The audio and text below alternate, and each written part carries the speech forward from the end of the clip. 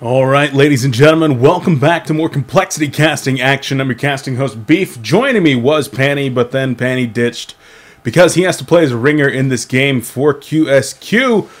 You might be saying, Beef, this is HoN Tour layout. What's going on here? And I'm going to say to you, I came down here to play some scrims, and then I joined this game thinking it was a scrim, and lo and behold, it's a HoN Tour game. Fortune Bakery did require a reschedule, and QsQ7 was nice enough to let them have it. So here we are on a Thursday playing some HoN Tour, and I'm pretty excited. Once again, Penny was joining me as a co-caster, but QsQ wasn't able to field 5, so they're using Penny as, well, their stand-in. They've added him to the roster, and because this is an early match, they were still able to do that, so how about that? But I'm just happy that we're going to be able to get the game played and, of course, bring you guys some awesome Heroes of Newerth action. HoN Tour cycle number 2 starts off right here, right now, Thursday on coLcast with Beef. FbK, they were talking about picking up a sponsorship. I was reading something about that on the competitive discussion forums a little bit earlier today. And if they do pick up a sponsorship from Absolute Legends, that is absolutely gigantic. Let me actually change this 0. Sorry about that. The score was wrong there for 1 second. But that would be really, really cool to have the Absolute Legends sponsorship come into HoN. Of course, more sponsors, the better. And, of course, QsQ on the other side, looking very strong as well. I cast a couple of games of them against SG in some scrims yesterday. VODs from that will be going up a little bit later on today. And, well, they were looking very strong as well. One of them, they were in very, very good shape to beat SG, a very strong Doctor Repulsor game. Unfortunately, they did have to leave before finishing the scrim because they were going to be going over to the Sound Blaster Heroes League, which is something that I'm going to be covering once again later today. So, even after we're done with coverage of HoN Tour right now, I'm probably going to pick up a couple of scrims and then head over to do some Sound Blaster Heroes League coverage. So, a nice day of HoN coming at you. But we've got a game ahead of us right here. Let's go ahead and scroll on up. Blind bands coming out from QsQ, Monkey King and Ophelia. So they say, Monkey King, you are not getting in their cookies, not getting that hero. We actually saw Peewee of FbK, or excuse me, not FbK, FYKU. That's another team that's going to be in Diamond now. But he plays a fantastic Monkey King. I was actually talking to Cookies, and he was saying that Peewee, whatever his name is, actually plays a better Monkey King than Cookies. And, well, it looked pretty strong to me, but Monkey King not going to be in this game. On the other side of things, Warbeast and Parasite being blind banned, so a couple of junglers going to get banned right away. One heavy ganker style in that Parasite, and of course Warbeast, the farmer, the pusher, and the late game carry. Let's get into the lock pick. First lock out of the Legion team is Keeper of the Forest, excuse me. So Keeper of the Forest, you know, of course, always a strong pick. The Suicide Hero has the jungling potential, versatile, and so Mint really wants to lock that one in. Should be able to get that first pick if that is what they do choose to pick up. On the other side of things, Silhouette and Aluna coming out from Fortune Bakery. Silhouette, one of King Plato's favorites, and Aluna, of course, a very, very strong support paired with that extremely strong ranged agility carry in the form of the Silhouette, able to get that mobility on, able to get her farm almost always. Well, she should be a force to be reckoned with in the late game. Rounding it out for QsQ is a couple of junglers, Legionnaire and Wild Soul both making it in. Wild Soul and Keeper of the Forest, though, both in this lock pool. Would not be surprised to see each team get one of those, put them in a suicide lane, as they are two of the strongest heroes with that ability to dominate lane presence using their pets to pull the creep wave. And of course, Legionnaire, a very, very fast jungler. He's got that huge gank potential, and he's got that tanky pushing potential as well. So love to see him. And of course, Wretched Hag rounds it out with the solo suicide role and gets that semi-carry hard carry role that people have been playing her in recently. And, well, would not be surprised to see her picked up either. A very, very strong lock pool. Out of all those that I would say are not like first pick type heroes, maybe Legionnaire is the only one that's not a first pick type hero. Very strong lock pool though. Banning phase. QsQ chooses to ban out Magnus, Plague Rider, and Tundra. So a couple of ganking heroes plus a suicide on the other side of things. Pebbles, Jeremiah, and Tempest. So grabs a support, a ganker initiator, and, well, a team fight pusher jungler extraordinaire. But nothing really too much to talk about there in the bans. Yeah, just almost completely standard. All right, getting into the picks. First pick coming out of QsQ was, in fact, Fade.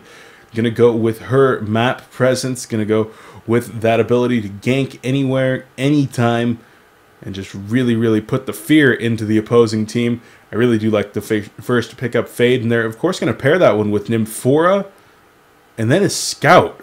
So that's going to be their second and third picks coming out. Scout, a hero that I cannot remember the last time that I saw in a competitive match. But sure enough, there's a Scout right here. So we're going to see that carry coming out. Nymphora as well, adding to the global presence and the ganking potential of the Fade.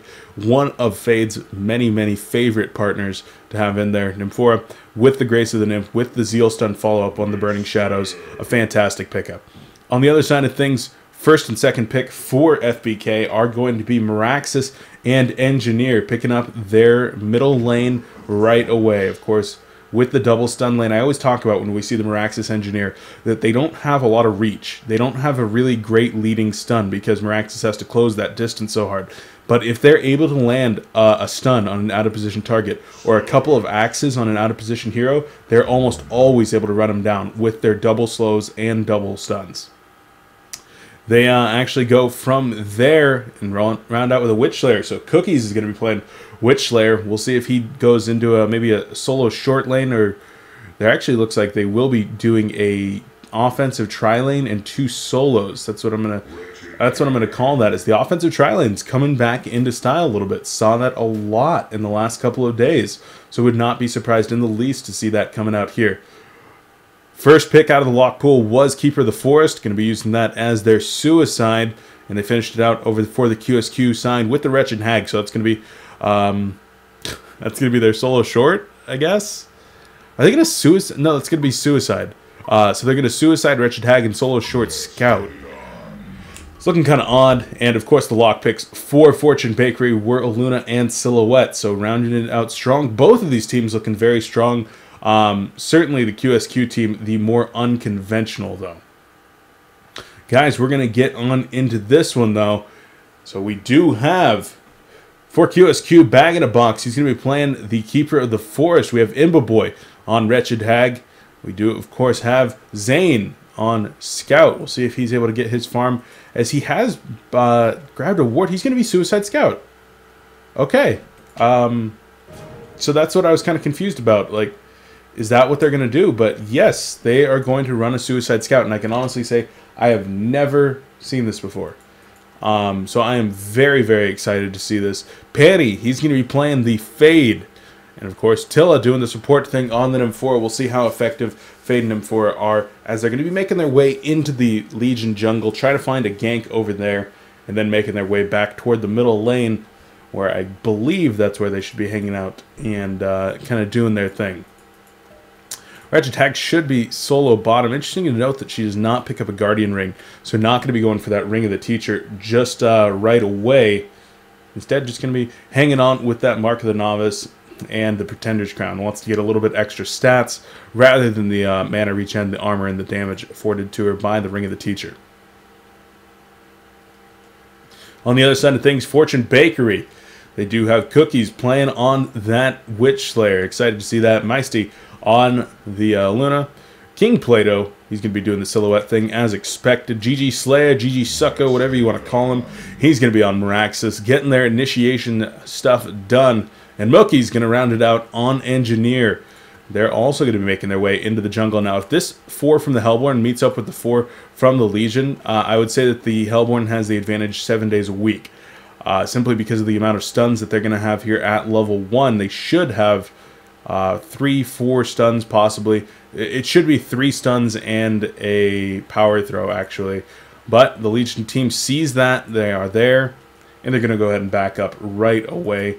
No deaths immediately. Actually, Hag's still hanging out there. With a quick level into the Flash of Darkness, though, she should be able to be safe from any kind of aggression.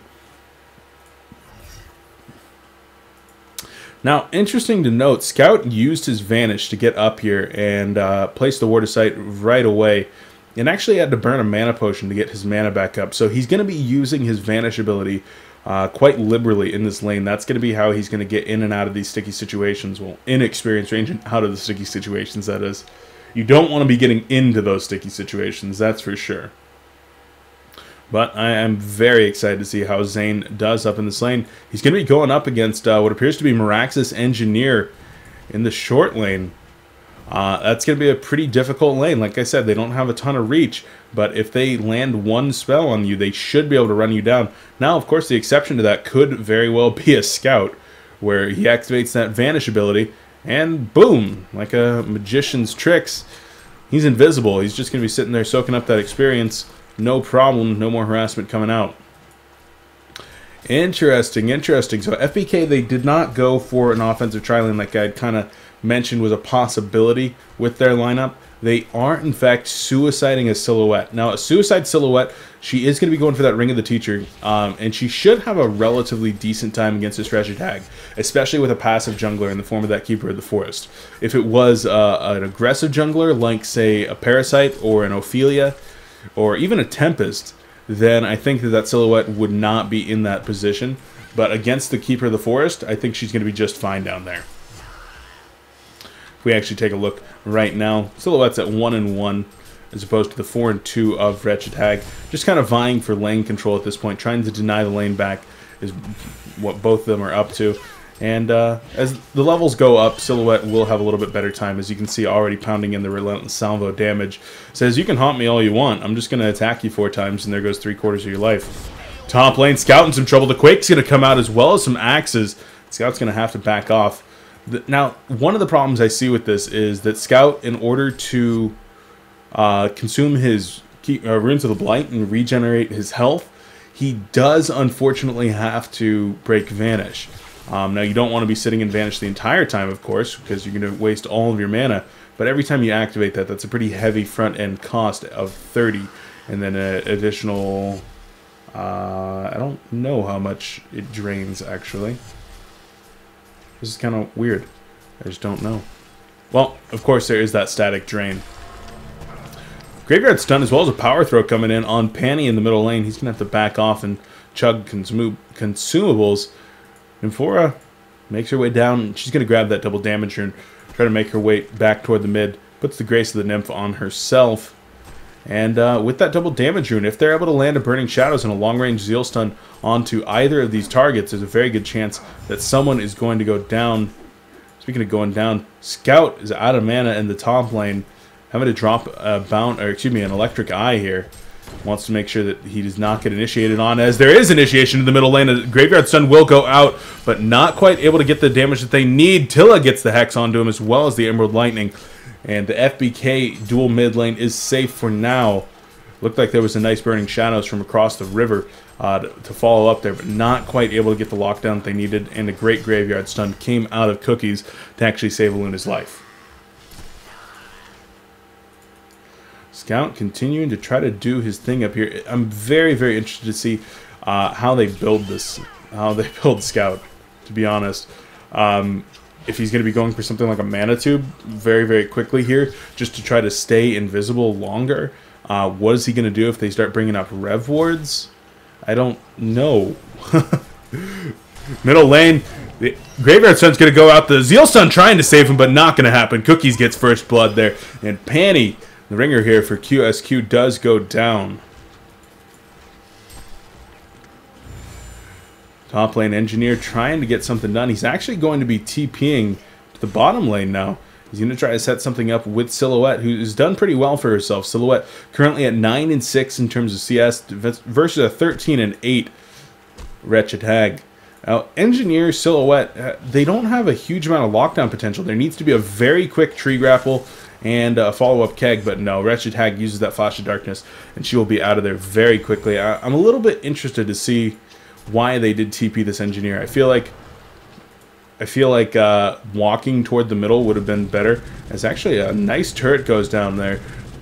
Fade did, of course, walk by this Ward of Sight while she was going invis, so the turret able to keep her slowed down so that Engineer does not take a fall there. Good map awareness from Mookie's, making sure that he doesn't get ganked in that kind of sticky situation. Invisible Fade will be making her way back mid. Interesting to note that she is level 3. After taking that death, that was a little bit of a problem. And now a little bit under-leveled, especially compared to the Nymphora on her own team. Not often that you see the point here a lower level than the other. Burning Shadows is going to come out. The Cole as well as the Zealstone to follow up. And Aluna loses about 3/4 of her HP there, but will be just fine. Engineer continues to babysit in the bottom lane. King Plato on the Silhouette doing not bad down here. He's at 161 gold per minute, so he's certainly doing better than your average support possibly. But I really do have to question FbK's lanes. I feel like if they had put the Engineer Meraxis in the bottom lane to start off with, and then the Silhouette up in the top lane, they would have had better farm on Silhouette and just as good farm on their Meraxis. But they obviously are comfortable with this Suicide, with Engineer Meraxis up against Suicide Scout. Keg goes out and does miss, very, very close to hitting that Wretched Hag, but I still don't think that they would have been able to burst her down. 625 life with that Pretender's Crown. Although, I mean, Relentless Salvo, level 1, only level 1 actually, hits pretty hard. Race for the top rune, spawns bottom though. Burning Shadows is going to whiff. As Keeper of the Forest is going to pick up that haste rune. Says Aluna, nope, not for you. He will grab that one and back on off. A little bit of a passive game here in the beginning stages. As Suicide Scout continues to do his thing. I am so impressed that he has not died up there yet. Very, very impressed that he is in fact just continuing to live. I wonder how much regen he's had to use. I've been kind of watching and seeing how many mana pots he's had to use, and my count was up to 3. But really makes me wonder, because his CS has got to be what, like 2? Yeah, 3 and 1. Really makes me wonder, with that Wild Soul on the board, that they picked a Scout. And picking a Scout, going into it, you say that's a hard carry. You're going to put him in a short lane and babysit him and get huge farm. But no, they chose to run him as a Suicide. And with 2-3 awesome Suicides in the form of Wretched Hag, Wild Soul, and the Keeper of the Forest in the lock pool, it really, really does make me go, what? Like, why are they running the Scout as a Suicide? If you pick it, then you have to tailor your lineup around the rest, as Silhouette will go down there in the bottom lane. Keeper of the Forest using the root to get the lockdown on that one. Imba Boy teams up with Bag in a Box and Tilla to make that happen. Imba Boy does get the last hit on Wretched Hag. Going to propel her farm all the way up to 232 gold per minute now. So QsQ777, they're looking good and bad in this game. They evened up the kill score, and they're ahead in experience. Wretched Hag, of course, is doing a lot better than Silhouette, and the Keeper of the Forest is looking good, but in all their other lanes, they're not looking so hot, as Fade has to use the Burning Shadows there to try to get out of there, and a couple more auto attacks, and they will be able to get the kill, but no, Fade will be TPing out. Oh, a Graveyard Stun followed up by the power throw, and down goes Panny. So very, very nice job. Panny with both deaths now for this QsQ team. Looking pretty strong, FbK in the middle lane. The Witch Slayer Luna, they're certainly doing work. They crushed that middle lane. As Engineer and Silhouette are trying to get a gank onto Imba Boy, but Flash of Darkness, and she jets on out of there, says, hey, I may be old, but I can still move. Keeper of the Forest kind of hanging out down here in the bottom position. Maybe wanting to get something done. He's got 40 seconds on his route, though. I'm not quite sure what he was doing over there, as he was picking up a Ring of Sorcery from the bird now. Activates that and will head back into the jungle. So I think he was just buying a Homecoming Stone. Wants to be able to be available in the middle or top lanes, provided that he needs any counter ganks. So wants to stay mobile. Nothing wrong with that one. Burning Shadows goes out once again from Panny and does unfortunately miss. Interested to see what game server this is on, as they're going to turn it around. They want to go on this Engineer. Engineer with a fantastic keg, the power throw silver bullet combination, and down goes Panny. 3 deaths now on Fade, down to 98 gold per minute. I mean, that's not where you want to be on a point Fade in that middle lane. Going up against a Luna and Witch Slayer, I mean, that's a strong lane for sure, but not strong enough that they should have been killing you this many times. Great roaming coming out of Mookie's as well. To actually be there for that kill. Set that up really, really nicely. So back to the GI. This is US East, so interesting. And we're going to teleport in as there's going to be some ganks in the bottom lane. Imboboy with a nice dodge on the keg. The backblast comes in. He's going to hit Silhouette. She disjoints the root there. Clears herself from that. Engineer is in position. Nymphora did have to go home. I think that she got initiated on there in that middle lane. But still, a nice job cleaning up King Plato. QsQ showing some signs of life as they are still losing that top lane pretty bad. And I think the story of the game here for Fortune Bakery is this Meraxes for sure. 370 gold per minute. They're now going to be working on this tower as well. So looking very, very strong in that respect.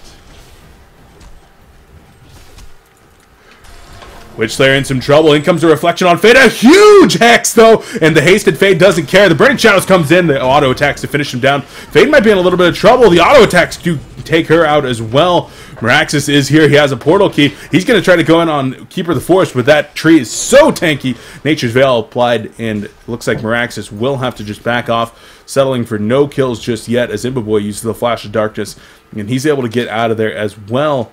The end of that fight was 1 for 1. As Panny did go down once more. But he did manage to take, who did he take with him? It was Cookies. Keeper of the Forest in some trouble here. The turret going to come out as well as the power throw. And down he goes. What was Bag-in-a-Box doing over there? There was no... Oh, he walked by a Word of Revelation over here. Okay. That's unfortunate. Walked by that Word of Rev and didn't manage to get the next one, the next invis off in time, and unfortunately paid for it with his life. QsQ now down 3,200 gold. Experience lead relatively equal at this point. So, not a huge deal in terms of experience, but 3,000 gold at 11 minutes into the game. That's pretty significant. Top lane, Scout might take his first death as the energy field goes down. One more auto attack will finish him off. And down he goes. Word of Revelation there. TP comes in from Nymphora. They're going to try to turn it around. A root comes out on the Engineer. Power throw hitting Nymphora as well as Keeper of the Forest.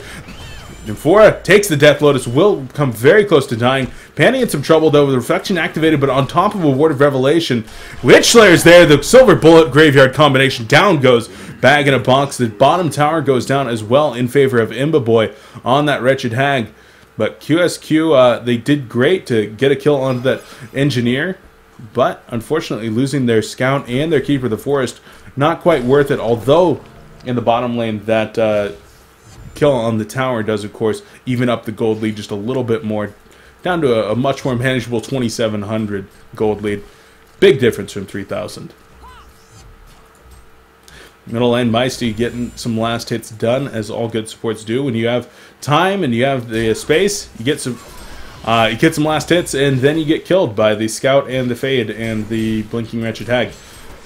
That's literally the story of my life right there. It's like, oh, I'm playing Glacius. I want to get some boots. Like, there's 4 last hits that I'm going to be able to get in middle lane, and then all of a sudden you get charged by a Rampage, and there's a Scout on top of you, and a Fade, and a Gauntlet PKs in, and you're dead. Double damage Hag working on the tower, but Stomp comes in as well as the Graveyard. The Kegstun's missing. Hag is going to go down, though. The Hex to finish her off. Cookies gets credit for that kill. Energy field used, not even really needed there. But you want to secure that kill onto Hag, who is the shining beacon of hope for this QsQ team. Then you use everything you got. Smoke him if you got him. And that energy field was, in fact, used. Silhouette going to try to retreat pretty damn fast here, as I think she might have heard that TP coming in from Nymphora. Fade walks right by a Word of Revelation once more. They're still going to go for this dive. If TP support comes in, the Legion team could be in some serious trouble, though. Level 9 Scout. He does have boots in one of his punch daggers, so he's going to be working toward some Ghost Marchers for Legion players, converging on Silhouette now. And Tree going to go in and start tanking this tower. Silhouette might be in a little bit of trouble. Tower in the middle lane does go down as well. But no, Legion says, screw the gank, we just want the tower. And that's what they're going to go for, as Tree puts his Tree Dogs on there. The Heavy Ballista is going to move up, and 4 Legion players will try to take this one down. Wretched Hag looking for a rune, but doesn't have it. Maybe looking for a pick-off in the back as well. And that tower will go down. Denied! Great job there by King Plato. As a couple of illusions from Witchslayer are going to come up, tank the creep wave, doing a little bit of scouting information. This might not be done just yet. Legion team wants to make something happen. Electric Eye has kind of scouted everybody over in this area. Go ahead and zoom out the camera. Keeper of the Forest comes in. He's looking for a big root. Catches 3. Bat Blast comes out, hitting 2 players. Silhouette's in some trouble as well as Miraxis. Burning Shadows going down onto Miraxis, but the Matrax is activated as he's going to be pretty tanky at this point. Scout could be in a little bit of trouble. A nice Zeal Stun onto a Luna. A great Graveyard Stun, and 2 players go down at the hands of Cookies. A Graveyard Stun for the ages. Wretched Hag blinks up, grabs the Luna. He's going to be able to get Miraxis as well. The Hex onto Wretched Hag, and she's going to be falling though. And it looks like the rest of the Legion team will be invis trying to get out of there. 3 down for the Legion, 2 down for the Hellborn. Fade with the reflection activated. They want to be able to pick up the kill onto Engineer. Cookies on the Witch Slayer, even King Plato on the Silhouette. But they're going to need to play it safe. They're going to need to wait until someone is separated and Fade's reflection wears off. So the chance for that kill is all but gone. If they go in for this, this could be very, very dangerous. Although Silhouette is now by herself. The Invis goes out via the Nature's Veil to this Fade. And now Nymph4 is TPing, so this is the support they need. Probably going to bring nobody with her. And Burning Shadows goes out. Scout comes in with the disarm attacks. The Zeal is there as well. And down goes Silhouette, the Electric Eye detonation, just for good measure. And, well, King Plato dies for the 3rd time in this game. Still doing decent in terms of farm, 280. Portal Key comes in. Dust is out onto Scout, but not quite able to close the distance. Cookies is going to have to fall back in a moment. Doesn't want to overextend. Aluna, I kind of feel like she used that Dust prematurely. A Scout with those Ghost Marchers like he has. And level 3 Vanish? Level 3 Vanish. Yeah, he is very, very quick. Something else to note about Scout. He has 4 points in his Electric Eye, so he's been leveling that up. The Electric Eye, of course, a great silence. I believe it's level 5, or excuse me, 5-second silence. There's a lot of words. 6-second silence, so that's a ridiculously long silence if he's able to get that off. And the ability to have 5 of them up at any time. Actually, Panty in some trouble in the bottom lane. The Graveyard Stun after the Hex. The Keg's going to come in. They're going to try to finish it with auto attacks. The turret to clean it up. Mookies gets credit for that kill. But Cookies showing off that Portal Key once again. Rax is perhaps in a little bit of trouble here in the middle lane as Scout's going to get right on top of him. He's going to be right next to that Electric Eye as they want to get the kill, but he's a pretty tanky dude. He's got that Portal Key himself, but with the power supply, the Steam Boots set to strength, and that Mystic Vestments, looking very, very tanky.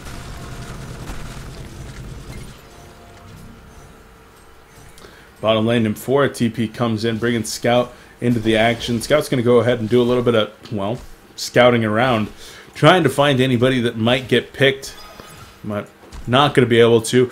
QsQ down pretty far at this point. 6,500 gold, 4,700 experience. They're going to go up here and try to defend this tower, and Silhouette has already backed off. So it shouldn't be too difficult. Actually, the Burning Shadows as well as the Reflection is going to come in. The Root and the auto attacks. The Disjoint, though, with the Shadow use. Then comes a big Graveyard Stun, and they're going to try to finish off Panty, but not quite able to. Wretched Hag going to blink. The Sonar Scream activated. Miraxis with the big counter initiation. The Quake comes in. The Matrax is activated, hitting those Matraxes, and one more auto attack, and Imboy goes down. Wretched Hag takes the fall there. The Keeper of the Forest in a little bit of trouble as the Cole comes in. Burning Shadow's going to hit 2 players. As now Scout is here. The Disarm going out onto Miraxis. The Bound Eye is there as well. So we'll be able to find these heroes if they need to. Going to turn their attention toward Keeper of the Forest. The Emerald Lightning hitting 2. The Quake comes out and down goes Keeper of the Forest. Another big Burning of Shadows. Miraxis is going to go down. The Bound Eye is picked up by Scout. So that's a big deal. Cookies comes back in. He's got the Hex and the Graveyard. Misty gets the last hit there, and Nymph4 now in some serious trouble. Activates the power supply, but I don't think that's going to save you, Tilla. You're in some trouble trying to get on out of there, and somehow has gotten a little bit of a juke. The Hex comes in after the Portal Key, though. The Graveyard Stun and the auto attack to finish it off. Cookie's now an ultimate warrior with that 4-kill streak. Looking strong. 8,200 gold lead, 7,200 experience lead. Now for Fortune Bakery at 19 minutes into this game. Looking very, very good. King Plato continuing to farm, not amazing. He's been the focus of the attention quite a bit here from the Legion team. If anybody has been being kept down, it really is King Plato. Down at 275 gold per minute, but still not awful by any means If we look at the GPMs on the other side, he's still out-farming everyone on the other team. Wretched Hag, the only one even close, now about 5 gold per minute ahead. Wretched Hag, speaking of her, she's working on that Hellflower, so already got 1 Arcana, along with her Steam Boots bottle, Mystic Vestments, and a Grave Locket. Hellflower will, of course, be very, very nice to deal with somebody like that Witch Slayer before he is able to turn around and get the Hex off onto you by himself the time that he needs to get out of there using that portal key. Also going to be nice to deal with the Silhouette before she's able to TP back out to her Shadow, use her high mobility skills.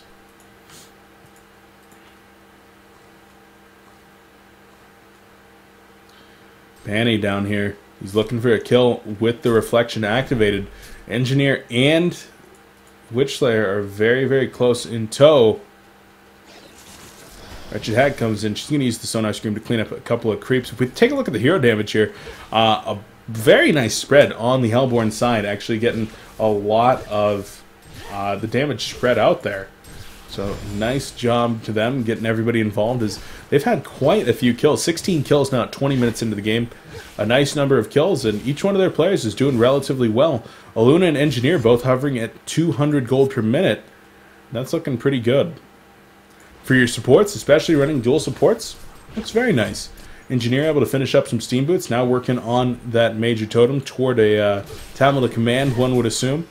And Aluna, able to get those Striders nice and early, gets the power supply, well, the mana battery for now, and of course gets the, Meraxis comes in, the Quake is going out, the Zeal Stun's there to try to follow up onto Meraxis, the Root comes in, catching 2 players, Meraxis might be in a little bit of trouble, Bat Blast goes out, but the Matrax keeping him so tanky, down goes Scout, the Bound Eye is picked up by Meraxis once more, and Bag in a Box might be in some trouble, the Keg gonna come out, the Quake gonna finish him off, and auto attacks from Mookies promote him to Ultimate Warrior status, 2 down now for the Hellborn team as Witch Slayer wants more. Double damage. Cookies gonna go in onto Wretched Hag. Tries to get the Hex off. Not quite able to. The tower is gonna go down. Nymphora might be in a little bit of trouble, as might Fade. Cookies doesn't have a lot of mana. He's only got mana to actually do 1 Graveyard or Hex. Now using that mana drain, which is level 2. So it gets a good amount of mana back. Now is enough for a Portal Key plus a Graveyard Stun or a Hex. I don't think he has enough for all 3. While this was all going on, King Plato up in the top lane, using his Shadow, his extra mobility, and will be trying to get the tower down. Uses that tree grapple, going to try to stun Wretched Hag to get the last hit here, but King Plato might be in some trouble. He's going to have to port out to the Shadow very soon, and there you go. Deny comes in from Panny. Nice attempt from King Plato, but also a great defense by the Legion team to make sure that that one does not go down. Cookies hasted once again.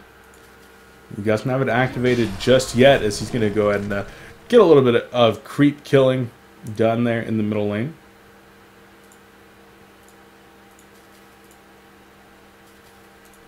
Sorry guys, had to take care of one thing real quick. Scout does spot out Cookies, and they might go for a kill here. Of course, the 6-second silence onto the Witch Slayer, very, very nice to have.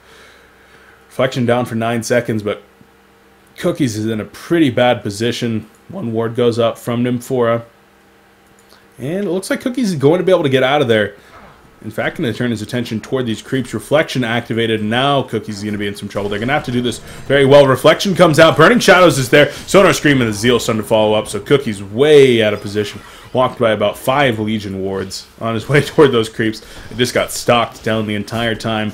So sign to life from QsQ for sure, as they do get that pick off. But certainly extremely far behind at this point. None of their heroes have the basic items that they're looking for. Not able to get that Hellflower onto Wretched Hag. Not able to get that Rune Cleaver onto Scout. Even Keeper of the Forest. I mean, he's having to go for more of a pushing build rather than getting something like a Portal Key and try to get that initiation factor going for them. But of course, with that pushing build, we'll be able to knock down towers relatively quick. Hasn't been able to get up to, say, a Soul's Bulwark yet, which would be, of course, very, very nice to have. Might go in for a kill on the Silhouette here. That Root would do a good chunk of her life, and she doesn't have enough mana to activate the Shadow. If he's able to get the trees off into a good position, and then the Root might be able to finish him off. No, the Nymphora TP is going to go in, and that's what they're going to be using that for. The shot goes off from Scout, and down goes Silhouette. In the middle lane, Imba Boy did go down as well, as Hasted Cookies goes in and takes him down. I was kind of watching that on the mini-map. It's like, oh man, which one do I show? But in the end, both lanes do get the kill, and they're going to trade tier 2 towers for it, is what it looks like. Zeal Stun goes out as well as the Cull. Down goes the Creeps. Not as much push potential coming out here for the FbK team, but they should be able to get this tower all the same. The good fortification, I don't believe it was used already, and they're not going to use it. So, down goes the tower. No gold swing, tier 2 for tier 2. Nymphora gets one, so that'll be nice for her. Able to get some more wards as a result, and Meisty gets the other. So both supports able to grab the last hits on the tower. Not too bad. As the chat bug comes up once again, let's go ahead and ignore add Malo. I don't know how that happens, guys, but sometimes you're in too many chat channels and it just starts appearing in the middle of your game, and the only thing you can do is ignore them. So sorry about that. Wretched Hag getting kind of close to finishing up her Hellflower. Now about 1,000 gold away. Once she gets that, that might be the item that the Legion team needs to get started with some very nice ganks. Level 11 Fade going to be going on to level 12 Engineer. Burning Shadow is going to come out after the Reflection Stun. The Zeal Stun does miss though, but the shot from Scout, what is that called? Marksman shot, does get the slow needed. One more auto attack from Imba Boy, and he does go down. GG Slayer is still looking pretty strong. If we take a look at the GPMs, 327 gold per minute. Between Silhouette, the Witch Slayer, and Meraxes, not a whole lot of difference in terms of gold per minute. Witch Slayer going to catch Fade out of position here. The Hex comes in, one more auto attack, the Silver Bullet to finish him off. Cookies even sticks around to get the mana drain on the Catman Champion, saying, ain't no thing. With that, he is able to finish up his Shrunken Head, so he's going to be able to port into the middle of those team fights, activate the Shrunken Head, and just sit in the middle. Say, well, Electric Eye, Bat Blast, what do I care?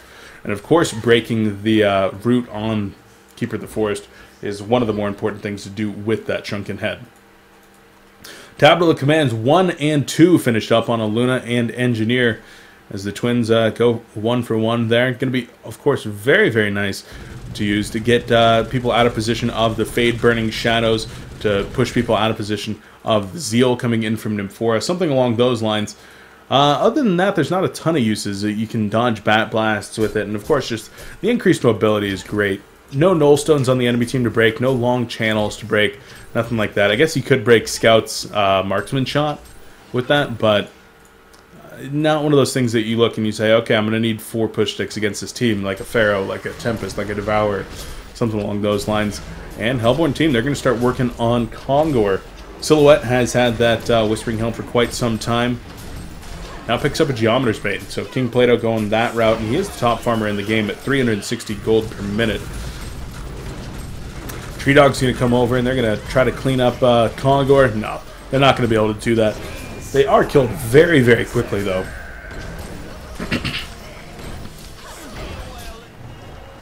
Kongor continuing to go down. Legion team, of course, very well aware, just not willing to do anything about it, not confident in their ability to get something done. As Witchslayer is going to come in, Panny's in some trouble once again. The Hex, the Graveyard Stun is there, and the auto attacks from King Plato to finish him off. That is Panny's 8th death of the game. So, a very rough time, very, very rough time for Panny so far. 4, 8, and 6. He's gotten some kills done, but he's gotten caught out of position so many times by the Witchslayer and by this Meraxes. A lot of kills there for Engineer. He pumps his farm up to 245 gold per minute. Not too bad for an Engineer. Second support, of course. And Aluna, 240 as well. A lot of that probably has to deal with the 4 towers and the Kongor that have been pushed down. Which they're going to come in on the Keeper of the Forest. The red power throw is there. The Hex as well. The Keg's going to come in. The Energy Field and the Silver Bullet finish him off. Marksman Chuck going to turn around onto Witchslayer, but not going to save his Keeper of the Forest, buddy. That really doesn't do a whole lot. But great coordination there by Fortune Bakery. Fantastic coordination, to be honest. Able to get the red power throw coming from across the map. Able to get the Engineer there to land the Keg, and then a perfect Energy Field. Very, very well done. Keeping Bag in a Box very far down. 2, 5, and 5 now. Silhouette perhaps in some trouble. The Hellfire being applied. Burning Shadows comes out. The auto attacks and the Sonar Scream is there. She's going to lose that token. Will she be able to get out of there? Electric Eye goes down. 6 second silence. The Bat Blast is there. Red Power Throw comes in as she splits up with the Geometer's Bane and the Shadow. She's actually able to get the counter kill onto Panny. So in all of that, they do manage to kill Silhouette, but getting the counter kill onto Panny, almost killing Scout and getting Wretched Hag very, very low as well. King Plato did as best as he could have hoped for, as Witchslayer now ports in, trying to get a little bit of counter aggression as well, but not quite able to close the distance and get in there.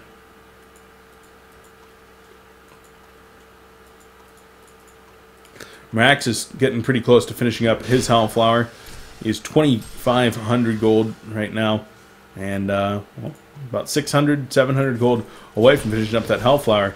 Having another one on his team would be, of course, very, very nice. Actually, that would be the first on his team, as Scout's going to be in some trouble. The Hex comes out, and in comes the Quake. The Power Throw in the Graveyard's done to finish him off. Cookies, 10, 2, and 9, doing huge amounts of work right now for this Fortune Bakery team. Looking very, very strong. 14,000 gold, 15,000 experience advantage now for the FbK team as they're going to make their way up to the top lane. Tablet Command going to be used on Engineer. Doesn't want to take too much unnecessary damage from that tower, but the Hellborn team just going to knock this tower down. Speaking of Hellflowers, I said another one on the team earlier, but Wretched Hag, of course, has finished up her Hellflower. We saw it used in the first kill on the Silhouette on the top lane a few minutes ago before Panny's unfortunate demise. She's now picked up a Mighty Blade as well, so going to be working toward the Shrunken Head. That is a pretty common follow-up for Wretched Hag. Wants to be able to get in the middle of those team fights, drop effective positioned Bat Blasts, and of course get those consistent Sonar Screams, the AoE damage down, just putting out a ton of damage. So we do see that she is the top damage dealer on her team. Cookies, though, far and away in this game looking good. 17% damage. With all those auto attacks, the Graveyard Stuns, and of course the big damage dealer, the Silver Bullet, looking very nice at this point.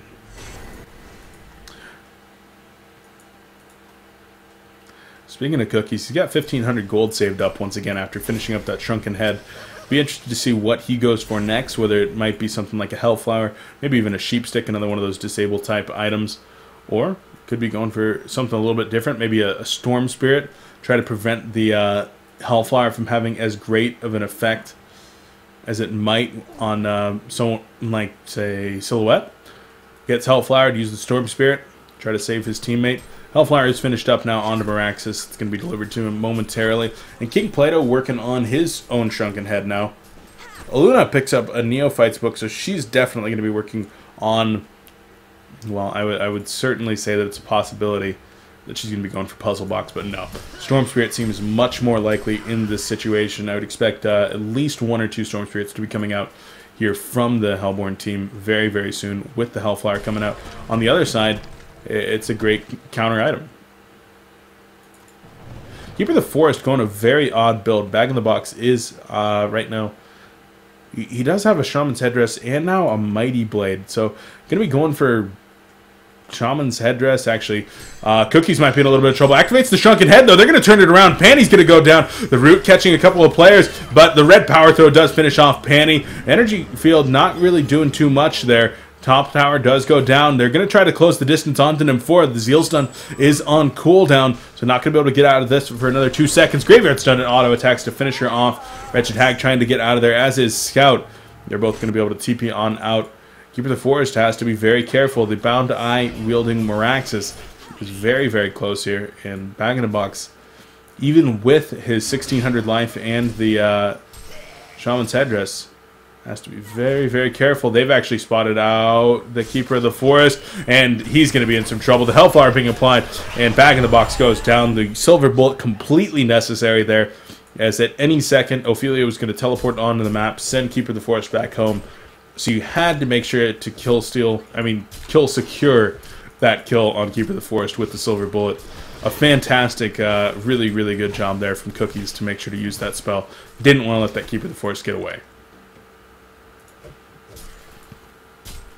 Things for the Legion team have gone kind of from bad to worse, now down by nearly 20,000 experience and 17,000 gold. The only person on their team farming anywhere near respectable is of course, this wretched hag sitting at 365 gold per minute. He is sitting on that shrunken head now, so in the middle of those team fights, may be able to get a little bit more damage done while the 10-second shrunken head is going down. But you look at Scout, you look at Fade, 170 gold per minute. They're going to go on to Engineer here. The Haunt's being applied as well as the marksman shot, and down goes Engineer. Zane on the Scout gets credit for that one, but look at Scout. He's got nothing. He's got Ghost Marchers and a Warhammer.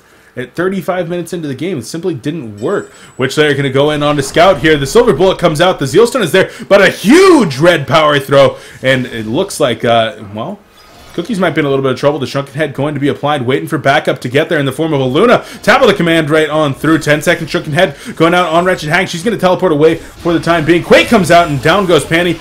The Bat Blast going to hit a couple of players there. The Shrunken Head going to absorb it from Silhouette, though. Witch there in a little bit of trouble. He's got the Haunt applied, but down goes Wretched Hag. Gets turned around on, and for QsQ, you got to be wondering if this is time to give it up.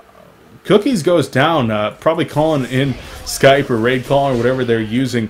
Don't deny, don't deny, don't deny. I'll be fine, I'll be fine, I'll be fine. And then he dies. I think we've all been in that position before. But in QsQ, you've really got to evaluate this game and say, is it worth playing the rest of this game out? Is there really a possibility for you to come back at this point? There's no mistakes coming out from FbK. They're playing it so aggressive, but yet at the same time they're playing it so well. They're not overextending. They're getting into engagements that they know they have the advantage in. They're consistently sticking together and supporting one another. They're getting extremely good coordination. Red power throws coming from across the map. Meisty looking so good in that respect. And you've got to wonder if QsQ maybe just bow out right here and try not to go on tilt for the next game. This, of course, is a best-of-3 series. You want to be able to have good mental fortitude going into the next series.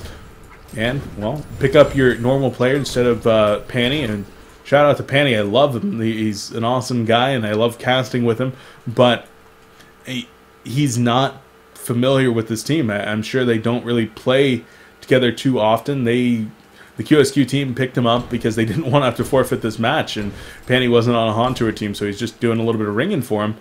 But I'm sure that they haven't practiced with him, so maybe go to Game 2 and see how they're able to do with their normal lineup and go from there. But I can also respect their desire to want to play this one out.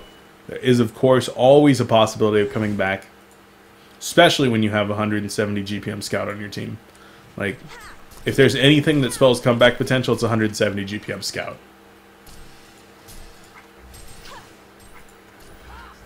Hellborn team still being kind of aggressive, getting real up in the jungle, doing a good job of resource controlling their opponents right now. As the Storm Spirit is finished up on Meisty. Portal Key picked up now on Silhouette as well. She, of course, did finish up the Shrunken Head quite some time ago. Silhouette Shadow taking a little bit of pressure as the Legion team, they're going to try to get the kill on this middle tower. Silhouette's there to try to deny it, and out goes the auto attack. No, not going to happen. Last hit comes in via Imba Boy. Trading that tier 1 tower for the tier 2 in the bottom. Well, I suppose they were going to lose that tier 2 anyway. There was nothing they could do to really prevent it. But taking a tower trade, certainly not the worst of things to do.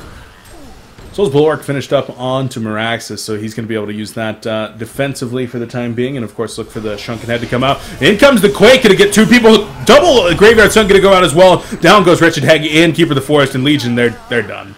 They're absolutely done. Double damage onto Fade as he's taking auto attacks. 4 players down now for the Legion team, and beautiful, beautiful initiation. Catching 2 with the Quake, 2 with the follow-up Graveyard Stun, and they both just exploded. The Matrax and the Silver Bullet were there to get that, and GG well played go out.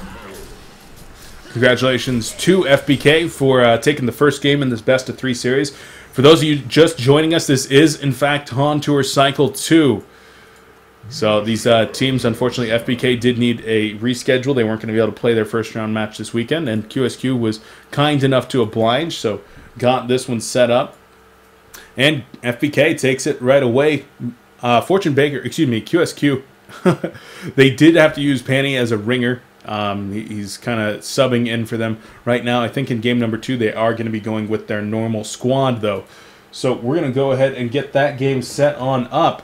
Game 2, Diamond, HoN Tour, number 2, Cycle 2, Round 1, Fortune Bakery versus QsQ777. We're going to be right back with game number 2. Guys, before we do go to break real quick, though, I do have to give a shout out to Complexity Gaming for allowing me to be here and bring you guys coLcast. Make sure to check them out at facebook.com/complexitygaming, at Twitter @ComplexityLive, and of course the website complexitygaming.com. While you're over at Twitter, make sure to follow me at BeefPotPie1 for all your up-to-the-minute information regarding coLcast whenever we're going live with scrims, with Sound Blaster Heroes League, with HoN Tour, anything that we're doing. So make sure to check that out, and of course easy links to that all down below. And of course a huge shout out to S2 Games for putting together HoN Tour and making it possible for me to be here and cast these. Guys, I'm going to go try to find a co-caster for the next game real quick, and we will be right back. Don't go anywhere.